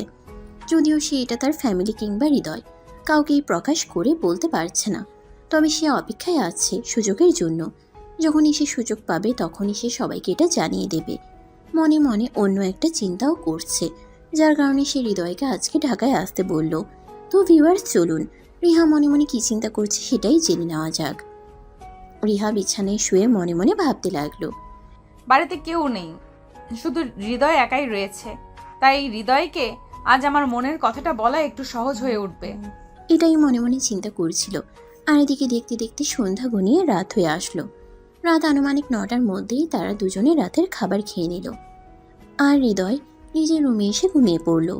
অপরদিকে রিহা নিজের রুমে গিয়ে নিজেকে একটু পরিপাটি করে সাজগোজ করলো। রাত আনুমানিক তখন 11টার মতো বাজে। রিহা তখন হৃদয়ের রুমে আসে। হৃদয় তখনও ঘুমাচ্ছে। রিহা হৃদয়ের রুমের দরজাটা বন্ধ করে দেয়। দরজা বন্ধ করার আওয়াজ পেয়ে হৃদয় ঘুম থেকে জেগে উঠল। হৃদয় এই সময়ে রিহাকে তার রুমের মধ্যে দেখতে পেয়ে অনেকটাই চমকে গেল আর বলতে লাগলো, কি ব্যাপার রিহা, কিছু হয়েছে নাকি? তুমি এই সময়ে আমার রুমে, তাও আবার এত সুন্দর করে সাজুগুজু করে? কেন এই রুমে আসা কি আমার জন্য নিষেধ আছে নাকি? আমি এই রুমে আসলেই বারবার তুমি আমাকে জিজ্ঞাসা করো আমি কেন এসেছি। না, এই রুমে আসা তোমার জন্য নিষেধ থাকতে যাবে কেন? এখন রাত 11টার বেশি বাজে, এখন তো তোমার ঘুমিয়ে যাওয়ার কথা। তাহলে তুমি আমার রুমে কি করছো? আমি তোমাকে কিছু বলতে চাই, আমার মনে হয় এটাই উপযুক্ত সময়, তাই আমি এখন তোমার সঙ্গে কথা বলতে এসেছি। রিহা, আসলে কি তুমি ঠিক আছো নাকি তোমার শরীর খারাপ আছে? আমি বুঝতে পারি না তুমি বারবার আমার সঙ্গে এইভাবে কেন কথা বলো। আমার কেন শরীর খারাপ থাকতে যাবে? আমি একদম ঠিক আছি আর আমার কোনো সমস্যা হয়নি। এই বলে রিহা কিছুক্ষণ চুপচাপ বসে রইল আর তারপরে আবার সে নিজেই থেকেই বলতে লাগল, হৃদয়, আমার মনে হয় আমি তোমাকে ভালোবেসে ফেলেছি। এবার আমি নিশ্চিত হলাম যে সত্যি সত্যি তোমার মাথায় সমস্যা হয়েছে। তা না হলে তুমি এমন পাগলের মতো কথা বলছো কি করে? আমি জানি না, যদি আমার এই সব কিছুই তোমার আমাকে পাগল মনে হয় তাহলে আমি পাগলই হয়ে গেছি। তবে আমি সত্যিই তোমাকে ভালোবেসে ফেলেছি হৃদয়। তোমাকে ছাড়া আমি কোনো কিছু কল্পনাও করতে পারছি না। তোমাকে ছাড়া আমি থাকতে পারছি না। প্রত্যেকটা নিঃশ্বাসে আমার তোমার কথা মনে পড়ে। আমি যেখানেই যাই, যা কিছুই করি না কেন, আমি তোমাকে কোনোভাবেই আমার মনের আঙিনা থেকে সরাতে পারি না। শোনো, এখন না তোমার রঙিন বয়স, চোখে রঙিন চশমা পরে আছো তো তাই তোমার এরকম মনে হচ্ছে। যখন তোমার এই সময়টা কেটে যাবে তখন তুমি দেখবে সবটা ভুলে গেছো, আর তখন তোমার সব কিছু একদম ঠিক হয়ে যাবে। হৃদয়, আমার কোনো কিছুই ঠিক হবে না। আর আমি যা বলছি একদম সত্যি কথাই বলছি। আমি তোমায় সত্যিই ভালোবেসে ফেলেছি। এই বলে রিহা কিছুক্ষণ চুপচাপ বসে রইল। আর তারপরে আবার সে নিজের থেকেই বলতে শুরু করলো। এই কথা বলে রিহা হৃদয়ের দিকে এগোতে থাকে। এটা দেখে হৃদয় বলতে থাকে, আরে এসব তুমি কি করছো? তুমি আমার দিকে এভাবে এগিয়ে আসছো কেন? যেখানে আছো সেখানেই দাঁড়িয়ে যাও, আমার দিকে একদম এগোবে না বলে দিলাম। কিন্তু রিহা তার কোনো কথাই শুনছিল না। রিহা তার দিকে এগিয়ে চলল। অপরদিকে হৃদয় পিছাতে পিছাতে একদম দেয়ালে পিঠ ঠেকে গেল। সে আর পিছানোর কোনো সুযোগ পাচ্ছিল না। তখনই সে রিহাকে বলতে থাকে, রিহা, আমি তোমাকে শেষবারের মতো বলছি, যা করতে চলেছো তা কিন্তু একদম ভুল। তুমি যেখানে আছো সেখানে দাঁড়িয়ে যাও, উল্টাপাল্টা কোনো কিছু করার চিন্তা করো না। কিন্তু রিহা তার কোনো কথাই শুনল না। একদম হৃদয়ের কাছাকাছি চলে গেল। তখনই হৃদয় রিহাকে ধাক্কা দিয়ে নিজের থেকে সরিয়ে দিল আর বলতে লাগলো, রিহা প্লিজ, তুমি এখান থেকে চলে যাও। আমি চাই না তোমার সঙ্গে খারাপ আচরণ করতে, তাই তুমি তোমার সঙ্গে খারাপ আচরণ করতে বাধ্য করো না আমায়। কেন, আমি কি কোনো অপরাধ করেছি? আমি তো জানি ভালোবাসা কোনো অপরাধ নয়। আমি তো শুধু তোমাকে ভালোবেসেছি। তাহলে তুমি কেন এরকম করছো আমার সঙ্গে? ভালোবাসা কোনো অপরাধ নয়, তবে কোনো ভুল মানুষকে যদি ভালোবেসে ফেলা হয় তাহলে সেই ভালোবাসা সম্পূর্ণ অপরাধ। আমার বাবা মা আমাকে এখানে পড়াশোনা করানোর জন্য পাঠিয়েছে, আর তোমার বাবা মা আমাকে খুব বিশ্বাস আর ভরসা করেন বলেই তোমার মতো একটা যুবতী মেয়ে বাড়িতে থাকার পরেও আমাকে এখানে থাকার জন্য পারমিশন দিয়েছে। আর সেখানে তুমি কি করে ভাবলে আমি নিজেকে এরকম কিছু একটা সম্পর্কের সঙ্গে ইনভলভ করব? কেন নয়? কিসের কমতি আছে আমার মধ্যে? ভালোবাসা এবং সংসার করার জন্য একটা পরিপূর্ণ মেয়ে মানুষের প্রয়োজন।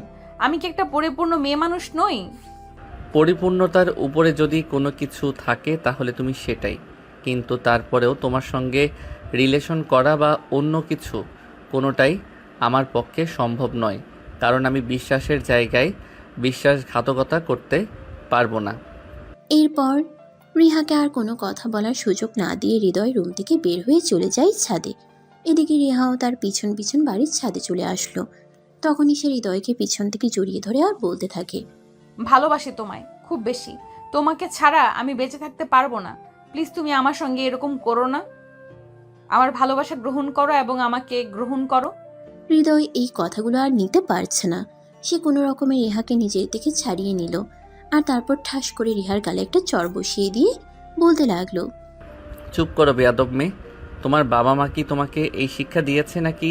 চুপচাপ এখান থেকে চলে যাও। বাবা মায়ের মান ইজ্জত ডুবানোর মতো কোনো কাজ করো না। সবে মাত্র তুমি অনার্স ফার্স্ট ইয়ারের পরীক্ষা দিয়েছো। তোমার বাবা মা কত ইচ্ছে আর স্বপ্ন নিয়ে তোমাকে পড়াশোনা করাচ্ছে, এসব করার জন্য নাকি? দেখো, আমার বাবা মায়ের ইচ্ছা অনিচ্ছার সঙ্গে তো আমার ইচ্ছা অনিচ্ছার কোনো সম্পর্ক নেই। তাহলে তুমি কেন শুধু শুধু এই সবের মধ্যে অন্য কথাটা টেনে আনছো? তোমার সঙ্গে এসব ব্যাপারে কোনো কথা বলার ইচ্ছেই আমার নেই। আর আমার সবচাইতে বড় ভুল হয়েছে আজ ঢাকায় ফিরে আসা। আজ যদি আমি এখানে ফিরে না আসতাম তাহলে হয়তো এরকম কিছুই ঘটতো না। এই কথা বলার পর হৃদয় সেখান থেকে সোজা রুমে চলে আসলো আর দরজা লাগিয়ে ঘুমিয়ে পড়ল। অপরদিকে রিহা অনেকক্ষণ হৃদয়ের রুমের দরজায় নক করলো, কিন্তু হৃদয় দরজা খুলে না। তাই রিহা নিজের রুমে চলে গেল। সেদিন বিকেল বেলায় রিহার আব্বু আম্মু বাড়িতে চলে আসে। আর রিহার আব্বু যখন বাড়িতে আসলো, রিহা তখন কান্না করতে করতে তার আব্বুর রুমে চলে গেল। আর তারপর তার আব্বুকে বলল, আব্বু, আমার সঙ্গে খুব খারাপ কিছু হয়ে গেছে। তোমরা বাড়িতে ছিলে না, সেই সুযোগে আমার সঙ্গে এরকমটা হবে এটা আমি কোনোদিনও কল্পনাও করতে পারিনি। এসব তুমি কি বলছো? আমি তো কিছুই বুঝতে পারছি না। কি হয়েছে তুমি আমাকে খুলে বলো, তা না হলে আমি বুঝবো কি করে। আব্বু, কাল রাতে তোমরা বাড়িতে থাকবে না এটা হৃদয় জানতে পেরেছিল, তাই সে কাল আমাদের বাসায় আসে। আর তারপর যা হয়েছে তা আমি তোমাকে আর মুখে বলতে পারবো না। যাকে কিনা বিশ্বাস করে আমার বাড়িতে আমি জায়গা দিলাম, আর সেই কিনা আমার বিশ্বাসের ঘরে চুরি করলো। ঠিক আছে, তুমি এক্ষুনি হৃদয়কে আমার কাছে ডেকে পাঠাও। এদিকে হৃদয় নিজের রুমে শুয়ে শুয়ে তখনও ঘুমাচ্ছিল। রিহা তখন হৃদয়ের রুমে দরজায় নক করলো আর বলতে লাগলো, এই হৃদয়, কি হলো? তুমি কি এখনো ঘুমাচ্ছ? কেন? আবু বাড়িতে এসেছে, তোমাকে ডাকছে, তাড়াতাড়ি নিচে চলো। আচ্ছা ঠিক আছে, তুমি যাও, আমি 2 মিনিট পরে আসছি। রিহা তখন চলে গেল। আর এদিকে হৃদয় বিছানা থেকে নেমে হাত মুখ ধুয়ে তারপর নিচে আসলো। রিহার আব্বুকে দেখে বলতে লাগলো, আসসালামু আলাইকুম আঙ্কেল, কেমন আছেন আপনি? আর বাসায় কখন আসলেন? চুপ কর বেয়াদব মার্কা ছেলে, তোকে আমি বিশ্বাস করে আমার বাড়িতে থাকতে দিয়েছিলাম, আর তুই কিনা আমার সঙ্গে এত বড় বিশ্বাসঘাতকতা করলি। তুই আজকে এই মুহূর্তে আমার বাড়ি থেকে বের হয়ে যাবি। আমি তোকে এখানে আর এক মুহূর্ত দেখতে চাই না। রিহার আব্বুর কথা শুনে হৃদয় অনেকটাই চমকে গেল। সে বুঝতে পারল না রিহার আব্বু এসব কি বলছে। তখন সে রিহার আব্বুকে বলতে লাগলো, কি হয়েছে আঙ্কেল? আমি তো কিছুই বুঝতে পারছি না। আপনি আমার সঙ্গে এরকম আচরণ কেন করছেন? আপনি তো কখনোই আমার সঙ্গে রাগ করে একটা কথাও বলেন না, তাহলে আজ এভাবে কথা বলার কারণটা কি? এখন নেকা সাজা হচ্ছে। তুই আমার এত বড় সর্বনাশ করছিস, তোর একটাবারও বড় বুক কাঁপলো না আমার এত বড় একটা সর্বনাশ করতে? তুই কি করে পারলি আমার মেয়ের সঙ্গে এরকমটা করতে? মানে আঙ্কেল, এসব আপনি কি বলছেন? আমি আবার আপনার মেয়ের সঙ্গে কি করলাম? এটা আপনি ভাবলেন কি করে আপনার মেয়ের সঙ্গে আমি উল্টাপাল্টা কিছু করব? আব্বু, হৃদয় একদম মিথ্যা কথা বলছে। আমি তোমাকে যা বলেছি সবটাই সত্যি বলছি। আমি তো তোমার মেয়ে, আমি কি কোনোদিন তোমার সঙ্গে মিথ্যা কথা বলতে পারি? সে আমার সঙ্গে খুব খারাপ কাজ করেছে, আমার কাছ থেকে আমার সর্বস্ব ছিনিয়ে নিয়েছে। রিয়া, তুমি চুপ থাকো, তোমাকে কোনো কথা বলতে হবে না। যা করার আমিই করব। এই বেয়াদবটাকে আমি আজকেই বাড়ি থেকে বের করে দেবো, আর তারপরে এমন অবস্থা করব যেটা তুমি কল্পনাও করতে পারবে না। রিহা, এসব তুমি কি বলছো? আমি আবার তোমার সঙ্গে কি করলাম? তুমি কেন আমার সঙ্গে এরকম করছো? আমায় এই বাড়িতে থাকাতে যদি তোমার কোনো সমস্যা হয় তাহলে সেটা তুমি আমাকে সরাসরি বলো, আমি এখান থেকে চলে যাব, কোনো কথা বলবো না। কিন্তু তুমি দয়া করে আমায় কোনো অপবাদ দিও না। তুমি আমার সঙ্গে খারাপ কাজ করতে পেরেছো, সেখানে কোনো সমস্যা নেই, আর আমি সেটা আমার ফ্যামিলির মানুষকে জানিয়ে দিলাম, এতে তোমার খুব সমস্যা হচ্ছে। আব্বু, তুমি প্লিজ এর কথা বিশ্বাস করো না। আমি তোমাকে যেটা বলছি একদম সত্যি কথাই বলছি। এ আমার সঙ্গে খুব খারাপ কিছু করেছে। হৃদয় তখনও বুঝতে পারছে না তার সঙ্গে এসব কি হতে চলেছে, আর রিহা এসব কথা কেনই বা বলছে। অপরদিকে রিহার আব্বু তখনই হৃদয়কে বলতে লাগলো, এই বেয়াদবের বাচ্চা, তুই এক্ষুনি আমার বাড়ি থেকে বের হয়ে চলে যা, তারপর আমি তোর ব্যবস্থা করব। তুই যদি আজ আমার বোনের বাড়ির আত্মীয় না হতি তাহলে দেখতে পারতি আমি তোর কি অবস্থা করতাম। এসব তুমি কি বলছো আব্বু? ওকে আমি এখান থেকে চলে যেতে দিবে? তোমার মেয়ের সঙ্গে ও যা করেছে এর পানিশমেন্ট তো ওকে পেতেই হবে। আমি একে বিয়ে করব, তুমি তো বুঝতেই পারছো। এ আমার সঙ্গে যা কিছু করেছে, এরপর আমি আর অন্য কাউকে বিয়ে করব কি করে? তাছাড়া মানুষজন যদি জানতে পারে তাহলে কি কোনো ভদ্র ফ্যামিলির ছেলে আমাকে বিয়ে করতে চাইবে? তুমি এই সব কিছু নিয়ে কেন চিন্তা করবে না? তুমি তো আর কোনো কিছু করনি, যা করার তা তো এই অসভ্য ছেলেটাই তোমার সঙ্গে করছে, তাই তুমি কোনো চিন্তা করো না। না আব্বু, একদমই তা নয়। ওকে যদি শাস্তি পেতে হয় তাহলে ওর আমাকেই বিয়ে করতে হবে। ও কেন আমার কাছ থেকে আমার সবকিছু ছিনিয়ে নিল? তার ফল তো ওকে ভোগ করতেই হবে। তাই তুমি আজকে ওর সঙ্গে আমার বিয়ের ব্যবস্থা করো, তা না হলে ও এখান থেকে পালিয়ে যেতে পারে। তুমি এরকম একটা বজ্জাত ছেলেকে বিয়ে করবে? না, কখনোই আমি এটা হতে দিতে পারি না। তুমি আমার মেয়ে, এরকম একটা খারাপ ছেলের সঙ্গে আমি কখনোই তোমার বিয়ে দেবো না। না আব্বু, আমি যা করছি একদম চিন্তা ভাবনা করেই বলছি। ও যখন আমার সঙ্গে এরকমটা করেছে তাহলে ওকেই বিয়ে করতে হবে আমাকে। এরপর আমি ওকে হারে হারে বোঝাবো আমার সঙ্গে এরকমটা করার ফল কি। রিহা, তুমি আমার নামে কেন মিথ্যা অপবাদ দিচ্ছ? কেন সত্যটা সবার সামনে বলছো না? এরপর হৃদয় কিছু একটা বলতে চাইছিল, কিন্তু রিহার আব্বু তাকে ধমক দিয়ে থামিয়ে দিল আর বলতে লাগলো, চুপ কর বেয়াদব মার্কা ছেলে, আর একটাও কথা বলবি না। আমার মেয়ে একদম ঠিক কথাই বলেছে, তোকে বিয়ে করতে হবে আমার মেয়েকে, এবং আজকেই বিয়ে করতে হবে। এই বলে তখনই রিহার আব্বু হৃদয়ের বাড়িতে এবং কাজে অফিসে ফোন করলো। হৃদয়ের বাড়ি থেকে সবাই কিছুক্ষণের মধ্যে সেখানে চলে আসে। তারা কেউ এটাই ভাবতে পারছে না যে হৃদয় এরকমটা করতে পারে। সবাই হৃদয়ের উপর প্রচণ্ড অভিমান নিয়ে আসছে, কিন্তু হৃদয় কাউকে কিছু বলতেও পারছে না, কারণ সে যদি এখন কাউকে কিছু বলতে চায় তাহলে হিতে আরও বিপরীত হতে পারে। তাই এই মুহূর্তে চুপ থাকাটাই উত্তম। আর এদিকে দেখতে দেখতে তাদের বিয়ের কাজ সম্পূর্ণ হয়ে গেল। রাত 11টা বাজে। হৃদয় রুমে বসে আছে, আর তখনই রিহা রুমের মধ্যে প্রবেশ করলো। রিহাকে দেখেই হৃদয় বলতে লাগলো, তুমি কেন করলে আমার সঙ্গে এরকম? আমি তোমার কি ক্ষতি করেছিলাম যার কারণে তুমি আমার সঙ্গে এরকম করেছো? তুমি আমার যে ক্ষতি করেছো তার মাসুল আমি কোনোভাবেই নিতে পারতাম না। তুমি আমার মনটা চুরি করে নিয়েছো, আমাকে তোমার প্রেমে পড়িয়েছো, আর এখন কিনা তুমি আমাকে ভালোবাসা দিতে অস্বীকার করছো। তাই আমি এরকমটা করতে বাধ্য হয়েছি। হ্যাঁ, সেটা ঠিক আছে, কিন্তু তাই বলে তুমি আমাকে সবার সামনে এভাবে কলঙ্কিত করলে। সবাই আমাকে ভুল বুঝলো, কেউ তো সত্যটা জানতে চাইলো না। সবাই যদি সত্যটাই জানতে চাইতো তাহলে কি আমি তোমাকে পেতাম? তোমাকে তো আমার কখনোই পাওয়া হয়ে উঠতো না। তুমি তো অচিরেই আমার জীবন থেকে হারিয়ে যেতে। তাই আমি আর এটা করতে পারলাম না। আমাকে সামান্য একটু ছলনার আশ্রয় নিতে হলো। আর ভালোবাসার জন্য এটুকু করাটা খুব বেশি কিছু নয়। ঠিক আছে, এতক্ষণ তোমার যা ইচ্ছে হয়েছে তুমি তাই করেছো, কিন্তু এখন আমার যা ইচ্ছে হবে আমি তাই করব। তোমায় বিয়ে করেছি, ঠিক আছে, তাই বলে তোমাকে আমার স্ত্রীর অধিকার আমি কখনোই দেব না।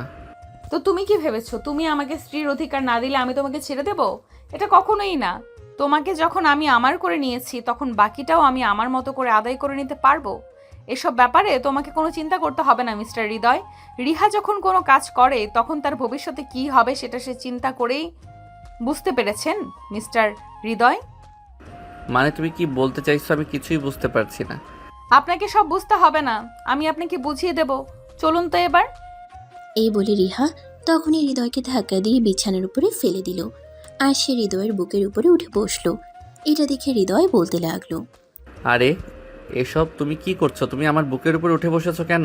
আমার তো নিঃশ্বাস নিতে কষ্ট হচ্ছে। প্লিজ তুমি আমার বুকের উপর থেকে নামো। না মিস্টার হৃদয়, এটা আর কখনো হবে না। আপনি তো বলেছেন আপনি আমাকে অধিকার দেবেন না, তাই আমার অধিকার আমি নিজেই আদায় করে নেব। এরপর রিহা হৃদয়কে আর কোনো কথা বলার সুযোগ না দিয়েই তার ঠোঁট দুটো নিজের দখলে নিয়ে নিল, আর ইচ্ছে মতো কিস করতে লাগলো। এভাবেই শুরু হলো তাদের দুষ্টু মিষ্টি একটা প্রেমের গল্প। আমাদের আজকের গল্পটা এই পর্যন্তই ছিল। আমাদের এই গল্পটা আপনাদের কাছে কেমন লেগেছে তা সবাই কমেন্ট করে জানাবেন। কিন্তু সবাই ভালো থাকবেন, সুস্থ থাকবেন। আবার দেখা হবে নতুন কোনো একটা প্রেমের গল্পে। সে পর্যন্ত সবাই অপেক্ষায় থাকুন। আল্লাহ হাফেজ।